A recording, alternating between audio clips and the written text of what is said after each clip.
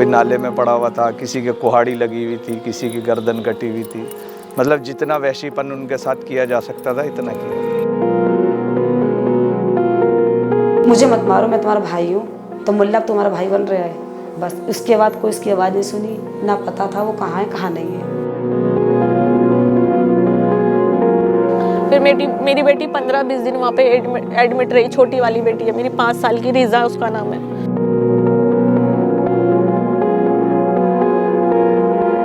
अपना कोई वजूद नहीं है तो क्या करोगे, हम तो है कि नहीं।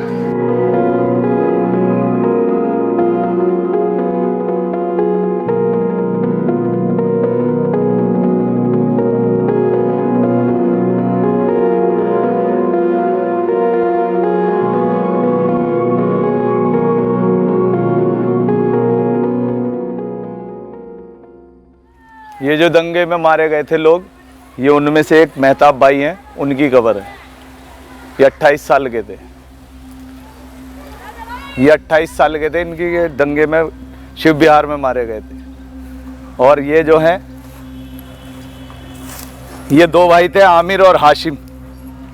एक की उम्र 26 साल थी, एक की 29 साल थी। ये हाशिम है, वो बड़ा भाई आमिर है।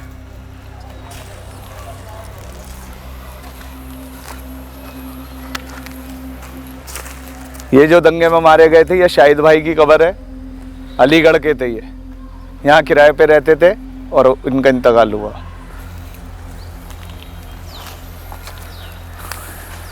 ये अशफाक भाई की है,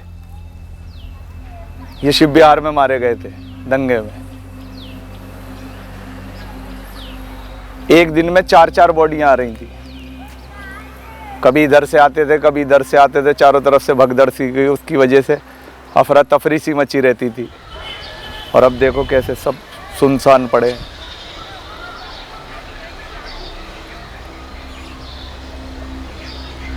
उमर कसार हैं, इन्हें भी दंगों में मारा था। इनकी उम्र 58 साल थी। पहले इनके गोली मारी गई, फिर इन्हें आग में फेंक दिया गया और उसके बाद इनकी सिर्फ यहाँ टांग दफन है। यहाँ पर इनकी जो ये खाली टांग आई थी जली हुई, उसे दफनाया गया है।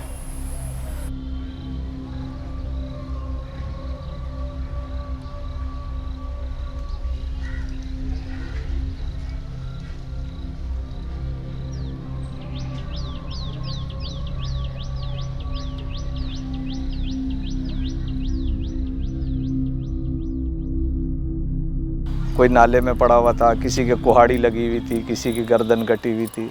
मतलब जितना वहशीपन उनके साथ किया जा सकता था इतना किया था। पुलिस वालों ने कोई हेल्प नहीं करी, लोगों को ना घर में से निकाला ना कुछ करा। उनके सामने ही, पुलिस वालों के सामने ही गालियां दे रहे थे कि हम तुम्हें यूँ कर देंगे, हम तुम्हें यूँ कर देंगे।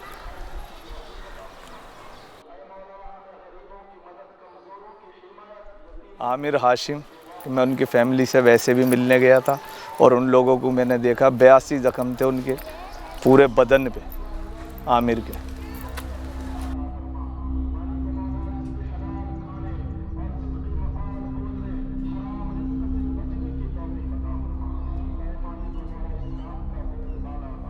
तो 26 फरवरी को बच्चे आ रहे थे, जब की बात है, जब सब कुछ नेशनल मीडिया ने दिखा दिया कि सब शांति है, बढ़िया है, कोई डरने की बात नहीं है और बिल्कुल फोर्स आ गई है, ये है वो है, सारे इंतजाम है। तो न्यूज़ सब देखते ही हैं। बच्चों ने न्यूज़ देखा, माहौल सही है, अपने घर के लिए आ रहे थे। उससे पहले 3 दिन वहीं रुके हुए थे, क्या नाम है, ज़िला गाज़ियाबाद में। वहाँ आने से पहले फ़ोन करा था 26 तारीख में शाम को, तो 5 मिनट में, मतलब ये है कि बैक कॉल करी मेरे बेटे ने, 5 मिनट के बाद स्विच ऑफ दिखा दिया उनका।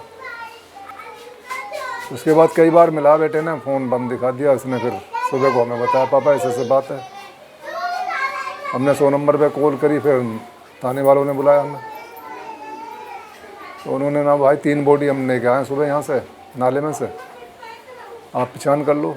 तो बहुत बुरा हाल कर रखा था उस टाइम, तो पहचान में भी नहीं आ रहे। बॉडी का बहुत बुरा हाल था, मतलब ऐसे जैसे कोई दरिंदा होता है ना, कोई राक्षस जो बहसी होता है, कोई इस तरह से जुल्म करे मेरे बच्चों की। बहुत बुरा हाल कर रखा था, जैसे कोई इंसान भी मतलब ये है कि नहीं कर सकता, कोई जानवर भी नहीं कर सकता ऐसा सलूक जैसा उन मेहमानों ने करा था। छोटी छोटी बच्ची हैं, 2 बेटी, 1 बेटी और उसके बाद में आई। बस दुख तो बहुत बड़ा, बाकी है क्या बताएं आपको, भी सच्चाई है।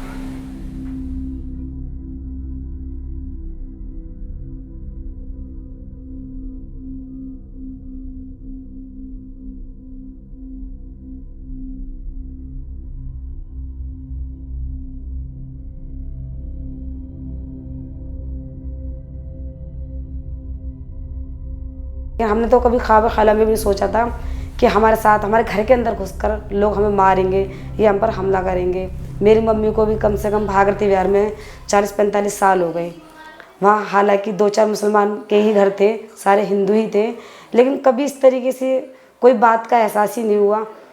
तो हम लोग अपने घर में ही रहे। हमने सोचा घर तक कोई बात ही नहीं आएगी। 24 तारीख की रात हमने ये तसल्ली दे के अपनी काट ली।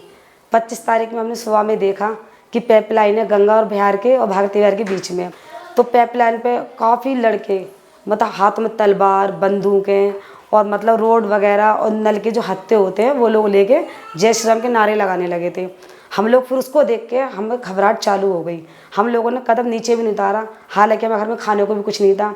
हमारे घर में उस टाइम गैस भी, अल्लाह का करम कि गैस भी ख़त्म हो गई थी, खाने तक का कुछ नहीं था। लेकिन हम घबरा के, हमारे बच्चे भी रो रहे थे दूध की वजह से, हम लोग नीचे गली में भी नहीं उतर रहे थे। 25 तारीख में मेरा भाई सामने मकान में था, मुशर्रफ, जिसको मार दिया था, और हम पीछे की तरफ मकान में थे। तो हमने उसको इशारा करके बुलाया, लेकिन वो कहला कोई बात नहीं, तुम घबराओ मत, घर में ही रहो, कुछ नहीं होगा।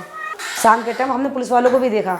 पुलिस वालों को हमने देखकर मतलब हमें बड़ी खुशी हुई कि लगता है अब दंगे नहीं होंगे, हम लोग बच जाएंगे। और पुलिस वालों ने मतलब फौजी लोग नहीं होते, इस तरीके की वर्दी थी उनकी, कट तरीके की, नीले रंग का, मतलब उसके अंदर वो भी आ रहा था। तो मतलब पुलिस वाले जय श्री राम के वो भी उनके साथ में शामिल थे, वो भी निकल गए। तो हम लोग और घबरा गए। मतलब जितनी हमें खुशी हुई पुलिस वालों को देख के, उतना ही मतलब हमारे दिल में खौफ बैठ गया कि पुलिस वाले भी इनके साथ में नारे दे रही है, हमारा बचना मतलब मुश्किल है, अल्लाह ही मालिक है। जहाँ मेरा भाई मुशर्रफ था वो मतलब सब तरह से फंस चुका था। उसके इधर भी दंगई थे, इधर भी दंगई थे। मेरे भाई को और मेरे बहनों को मेरी चाची ने सबने एक कमरे में धुपका दिया था बेड के अंदर। तो जैसे मतलब वो लोग मतलब किसी कमरे में नहीं गए, डायरेक्ट उसी कमरे में आए जहाँ मेरा भाई मुशर्रफ था। जब उन्होंने ताला तोड़ा, उसके अंदर गए अंदर, तो उन्होंने देखा मेरे बहनोई मतलब ऊँचे से हो रहे होंगे, तो उन पर जैसे मारा ना, तो वहाँ पे एक लड़का था जो इन्हें जानता था, क्योंकि काफ़ी टाइम से रह रहे थे। तो उसने तो कह दिया, अरे यार ये तो हमारा ही है, इसको क्यों मार रहे हैं। मतलब वो तो उसको हाथ पकड़ कर लेके चले गए, दूसरी तरफ से ले आए और ये कहा कि जय श्री राम के नारे लगाते रहना, मेरे साथ ही रहना, और मैं तुम्हें फिर बाद में छोड़ दूँगा ठीक जगह पर। अब वही कहते हैं जान सबको प्यारी होती है। उसके बाद में फिर वो लोग कमरे से बाहर निकले, तो एक ने कहा नहीं यार दोबारा चेक कर, शायद कोई और भी हो। फिर वो लोग दोबारा कमरे के अंदर गए। जो उन्होंने उस पर सरिया मारा नहीं, मेरा भाई उछल के मतलब घबरा गया। तो उन्होंने कहा हाँ इसके अंदर एक और है। उसको जैसे खींच के लेकर आया ना, बस इतनी आवाज़ सुनी थी कि मुझे मत मारो, मैं तुम्हारा भाई हूँ। तो मुल्ला तुम्हारा भाई बन रहा है। बस उसके बाद कोई इसकी आवाज़ नहीं सुनी, ना पता था वो कहाँ है कहाँ नहीं है।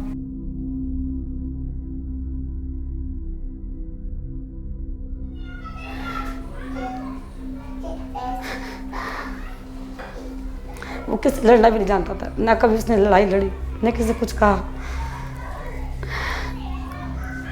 बहुत सीधा था वो, तो किसी कुछ बोलता नहीं था, उसको कोई जानता भी नहीं था, और उसकी कोई उम्र भी नहीं थी। एक मैं, एक मेरे चाचा का लड़का ही है, मतलब हम साथ के थे हम लोग। तो बस यही था, ये लगता था कि हम लोग बचेंगे नहीं, हमारे दिलों में बस यही था कि हम लोग बचेंगे नहीं, अल्लाह ही मालिक है। मतलब मैं किससे नहीं डरती थी, मैं अपने आप को बहुत हिम्मत समझती थी, मैं मौत से नहीं डरती, क्योंकि मुझे पता है मैं मुसलमान हूँ कि मौत एक दिन आनी है, अल्लाह ने जो तय कर दी है। लेकिन वहाँ उस टाइम पे मैं इतनी टूटी हुई थी कि मेरे घर वाले भी ये सोचते थे कि मतलब लड़की सबसे ज़्यादा हिम्मत वाली है हमारी। आज ये भी मतलब ऐसा लग रहा था जैसे कि हम लावारिस है, कोई हमें मार के निकाले, हमने कोई चोरी कर ली है। मतलब हमने कितना बड़ा गुनाह किया हिंदुस्तान के अंदर रहने में। हम भी मुसलमान हैं, कोई ये थोड़ी कि हम भी यहाँ पैदा हुए हैं, सारे काम हमारे यहाँ पे। लेकिन इस कदर लोगों ने डर बिठा दिया था कि मतलब हम कुछ है ही नहीं, इंसानी कीड़े मकोड़े नाली के बहुत। बस ये था कि कहीं हमारा पूरा खानदान का खानदान तबाह ना हो जाए। बाकी तो कुछ बात है बयान करने के बाद भी इंसान बयान नहीं कर सकता।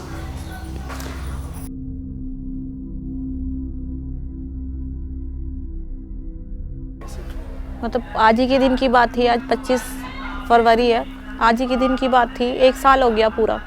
तो मेरे हस्बैंड सुबह उस दिन दुआ थी कसाकपुरे में, इज्तिमा था, वहाँ पे गए हुए थे। तो सुबह वो दुआ में चले गए। मेरी 2 बेटियां हैं, उस टाइम पे एक 5 साल की थी, एक 7 साल की मेरी बेटी है। मैं जब गली में आई तो मेरे पास में कॉल आई, मेरी फ्रेंड वगैरह हैं कि वो आ रही होंगी कहीं से, उनकी कॉल आई कि यहाँ पे सी ब्लॉक है, यहाँ पे यमुना विहार, वहाँ पे फायरिंग शुरू हो गई है। तो मेरे हस्बैंड दुआ में गए हुए थे। बस मैंने उनको तभी कॉल पे ये कहा कि आप आना मत, जहाँ हो ना वहीं रुक जाओ, इधर मत आना, यहाँ फायरिंग चल रही है, तुम मत आना। बस उनको फ़ोन काटा है मैंने, और मेरी बेटियाँ गली में थी। मैं ऐसे ग्रिल पे से झाँक के मैंने अपनी बेटी को कहा, बेटा ऊपर आ जाओ वरना मारूंगी, ऊपर आओ तुम। बस मैंने उनको ऐसे कहा। मैंने अपने हस्बैंड को फ़ोन करा, एकदम से गली में मतलब बहुत सारे लोग घुसे, वो और भी जगह पे घुसे, वो बहुत सारे लोग थे घुसे। मेरी गली में जैसे घुसे तो मेरी बेटी से बस 20 कदम की दूरी पे थे वो लोग। तो मैं कह रही बेटा ऊपर आ जा, मैं उसको जितना खींच रही थी ना उस टाइम पे, वो मुझसे इतना ही दूर भाग रही मेरी बेटी। उसको लगा कि मैं मारने के लिए आ रही हूँ उसको, वो मुझसे दूर भागी जा रही। मैंने उसको जैसे पकड़ के एकदम से कपड़े, मुझे नहीं पता, मतलब मैं खुद कपकपा रही थी उस टाइम पे उन सबको देख के। किसी के हाथ में कुछ था, कुछ डंडे वंडे जो भी थे उनके हाथ में, और वो बांध रखे थे उन्होंने स्टॉल वगैरह, मतलब और हेलमेट वगैरह पहन रखे थे। मतलब मैं इतनी बुरी घबरा गई थी, मैं अकेली दोनों बेटियों को लेके। बस मैंने कैसे भी करके अपनी बेटी को, एक को हाथ पकड़ा और उसके कपड़े पकड़ के ऐसे खींच के जीने में करके मैंने उन्हें कुंडी लगाई अपनी। फिर मैं 3 दिन कुंडी लगा के, 3 दिन तक मेरी कुंडी नहीं खुली। और मेरे घर में पानी तक का भी नहीं था पीने के लिए। पानी हम लोग फ़िल्टर से लेते हैं, जो कैन रख के जाते हैं, तो मेरे घर में वो कैन भी नहीं थी। मतलब 3 दिन तक पानी भी नहीं था मेरे घर में। ऐसी मेरी बच्चियां रही वो घर में, और मैं भी 3 दिन तक। बस वो 3 दिन है ना, आंखें पत्थर हो गई थी, हम लोग सो भी नहीं पाए थे 3 दिन। बस ऐसा लगता था कि बस आंखें कैसे बंद करूं मैं, पत्थर हो गई थी आंखें, बच्चों की भी और मेरी भी। और आंसू गैस का धुआं मेरे घर में ऐसे अंधेरा हो रहा था, पूरा भर रहा था, क्योंकि वहीं पे सिलेंडर फट रहे थे मेरी गली के कोने पे। बिल्कुल मतलब 10-15 मकान छोड़ के सिलेंडर फट रहे थे मेरी गली के कोने पे। वो धुआं और आंसू गैस का धुआं और जय श्री राम की आवाज़ें 3 दिन तक लगातार हम लोगों ने ऐसी सुनते रहे। मेरी बेटियां मतलब कपकपाती थी, रोती थी मम्मा मम्मा करके वो उस टाइम, और बिल्कुल मैं अकेली दोनों बेटियों को लेके। फिर जब वो 3 दिन बाद थोड़ा रुका, फिर वो मिलिट्री आई थी। मिलिट्री वालों ने गेट बजा रहे थे, वो गेट बजाया तो घबराहट, ऐसा लग रहा था कि अब नहीं बचेंगे, हम मार देंगे ये लोग। उनका भी ये नहीं था कि ये लोग हमें लेके जाएंगे यहाँ से। जो उनके साथ में जाते हुए भी डर लग रहा था कि वो लोग कह रहे थे तुम बाहर निकलो, जहाँ तुम्हें जाना है हम छोड़ देंगे। एक बार तो मैंने मना कर दिया कि नहीं मुझे नहीं जाना। गेट मैं नहीं खोल रही थी, बस बहुत मुश्किल से मैंने, जब उन्होंने घंटों गेट बजाया ना, तब मैंने वो गेट खोला। पर जब भी मुझे उनके साथ में ये नहीं लग रहा था कि मैं सेफ़ हूँ, मतलब मुझे उन लोगों से भी डर लग रहा था कि बस। फिर वो निकाल के ले गए जो बातें। कुछ लोग इधर थे मेरे, वो मिलिट्री वाले कुछ इधर थे, मेरे बच्चे और मैं बीच में थी। वो लोग हमें 2 नंबर गली के कोने तक छोड़ दिया। लेकिन उस बीच में ऐसा लग रहा था कि बस ये लोग हमें मार देंगे, बस ये लग रहा था कि उन लोगों से भी डर लग रहा था। पर उन्होंने मुझे 2 नंबर गली के कोने पे छोड़ दिया। फिर मैं अंदर गली में गई, वहाँ कुछ लोग मुसलमान रहते थे। उन्होंने फिर कहा कि दूर से वो देखकर मुझे पहचान गए कि मुसलमान है। मैं दुपट्टे में ऐसी जो था मेरे पास में चली गई बच्चों को लेके। उन्होंने दूर से देखा, बस उन्होंने पूछा कि बेटा तुम किधर से आई हो। मैंने कि मैं शिव विहार तिराहे से आई हूँ। तो उन्होंने कहा आप हमारे घर में आओ। उन्होंने मुझे कपड़े दिए पहनने के लिए कि कपड़े पहनो और तुम नमाज़ पढ़ो, खाना खाओ। वो लोग चावल लेके आए कि तुम सारी बात बाद में करना, तुम खाना खाओ। तो वो मतलब हलक में वो चल नहीं रहे थे, चावल के जो दाने थे ना मुँह में रख रही थी, तो वो हाथ उठ नहीं रहा था खाने के लिए। तो फिर जैसे भी बच्चों ने भी मुश्किल ही खाया, मेरे बच्चे घबराए हुए थे। फिर रात को मेरी बेटी की तबीयत ख़राब हो गई। उन्हीं का बेटा था, वो कहने लग गया बाजी कि यहाँ पे एक अस्पताल है, वो लोग फ्री इलाज कर रहे हैं, तुम अपनी बेटी को लेके चलो। उसकी तबीयत ख़राब हो रही थी, फीवर वगैरह हो गया। फिर मेरी बेटी 15-20 दिन वहाँ पे एडमिट रही। छोटी वाली बेटी है मेरी, 5 साल की, रिज़ा उसका नाम है। तो वहाँ जाँचें वगैरह हुई, उन लोगों ने फ्री इलाज किया। अल हिंद हॉस्पिटल है, उन लोगों ने फ्री इलाज किया वहाँ पे हम लोग महीने तक। उन्होंने फिर कहा कि तुम ऊपर और कहीं पे डॉक्टर को पैसे देते। उन लोगों ने पैसे तो नहीं लिया, और उन्होंने खाना दिया। मेरी बच्ची को दूध दिया, किलो दूध पिलाओ, उसे फ्रूट दिए, और कहने लगे तुम्हें खाना वाना भी जो चाहिए, तुम किसके घर पे रह रही हो, चाहे आप लोग ऊपर ही आके रह लो हमारे हॉस्पिटल में, सब लोग रुके हुए। तो मैं फिर जब मेरी बेटी का इलाज भी चल रहा था वहाँ पे, फिर मैं लेके आ गई रात को। सुबह उसकी फिर तबीयत ख़राब हो गई। मैं फिर अस्पताल में ही रही, 1-आध महीने तक मैं अस्पताल में रही।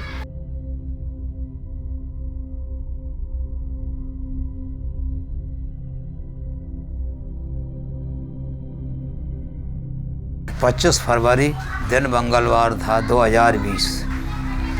हम देखा गया पथरा चालू हो गया, तो हम सब अपना परिवार लेके जीना चढ़े, अंदर से ताला मार लिया, ताला मार के अपने घर में आ गए। हमने अब क्या करेंगे, जब हमने अब जान नहीं बच रही तो हम लोग अपनी छत पे चढ़ गए। छत से चढ़ गए, देखा कि दंगा अब तो बहुत तेज़ पथराव हो रहा पब्लिक में, अब क्या करना। तो हमने इन लोगों से सबसे कही ऐसा करो कि चलो मस्जिद में अपने सब भाई होंगे, अपने आराम से रहेंगे, इतना लंबा नहीं झगड़ा होगा, यहाँ कर्फ्यू आ लग जाएगा, फोर्स आ जाएगी। लेकिन ये नहीं जानते थे कितना निकल ले जाते सब लोग। हम भी जैसे सब लोग चले गए, तो जैसे ही हम सब लोग बरंडे में आ गए, हम छत पे थे, तो हम झांकने लगे, देखे माहौल कैसा है। जैसे ही हम छत की तरफ झांके, तैसे ही करीब 20-25 फुट नीचाई से बोतल मेरे सामने सर नीचे से ऊपर को मारी, वो बोतल मेरे लग गई। हमने सोचा कि मेरे पत्थर लग गया, हम आते बैठ गए। जब हम बैठ गए तो अनम गई नीचे से मेरी ये लड़की, इसने देखा पापा कैसे बैठे, जे खूब हिलाया डुलाया, लेकिन हमें होश नहीं। फिर जे अपनी अम्मी को ले गई, अम्मी पापा बोल भी नहीं, पापा को पता नहीं क्या हो गया।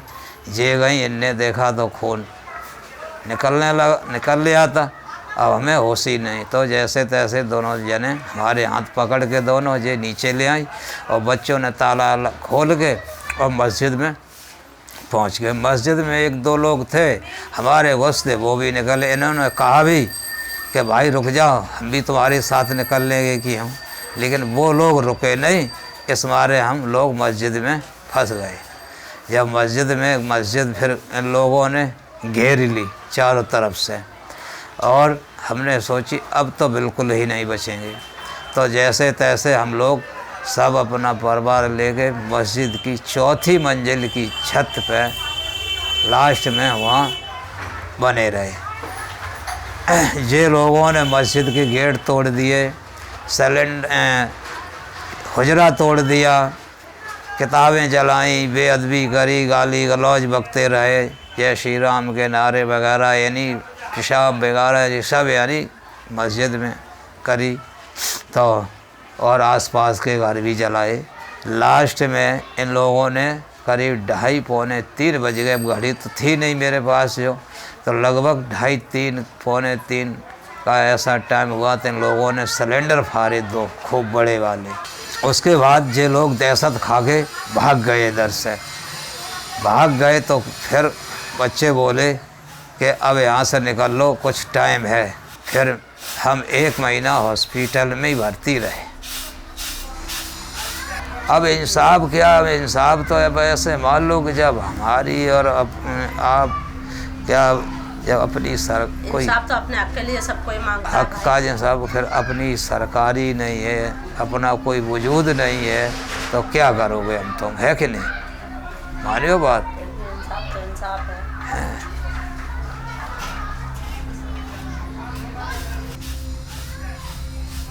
हाँ, इतना अभी क्या अपना कोई वजूद ही नहीं, अपनी मुसलमान भाई को है सुनाई, बता बात करो फिर से बंद करो।